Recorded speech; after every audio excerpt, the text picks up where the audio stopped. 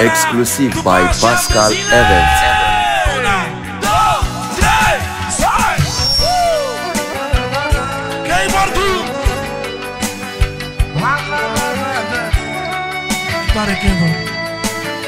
Cum făcea Marian cu keyboard-ul și tu, Radule, ca Marian.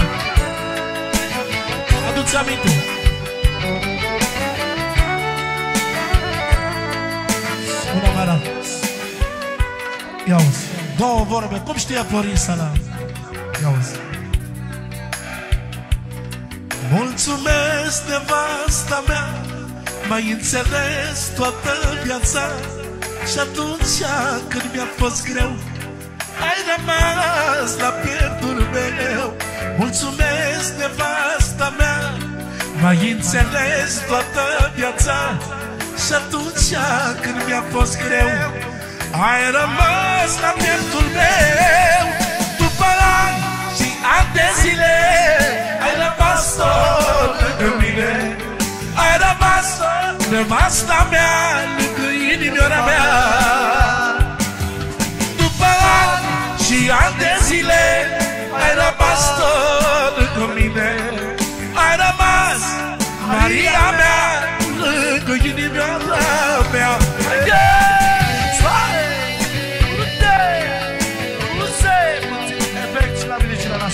Pentru doamna Maria, puțin apagă la voce. Pentru doamna Maria și efect. Îmi fac eu o strofă după care cântăm împreună ceva cu respect. Am înțeles. Auzi, Ziris. Au trecut 17 ani. Mă vorbesc și-i mei dușmani. Uite cât sunt fericit. Maria mea nu m-a părăsit. Au trecut 17 ani. Mă vorbesc că-i mei dușmani. Uite cât sunt. Cum mătre? Câte o strofă pentru doamna Maria. Doamna Maria, pentru domnul Vali.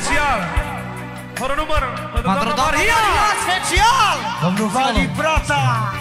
Când eram mai supărat, de la pământ mai ridicat, când am fost lovit de rele, Maria mi-a dat putere.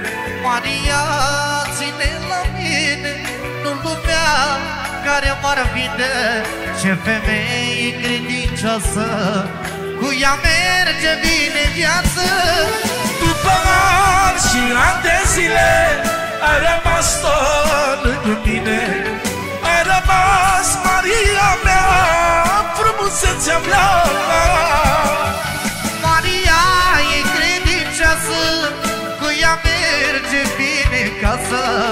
Maria ține la mine și ea nu mă vinde.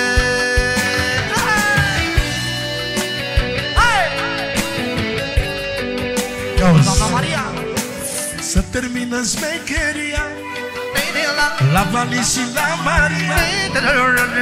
Ce familie e frumoasă, lumea va invidioasă. termină smecheria și sucoara e Maria. Lumea ne invidiază. Ce familie și refrenul. frumoasă. După ani și ani de zile, ai rămas tot lângă mine. Ai rămas Maria mea, frumusețea mea. După ani și ani de zile, ai rămas tot lângă mine. Ai rămas în viața mea, nevestica mea. Să vă dea Dumnezeu fericire, doamna Maria.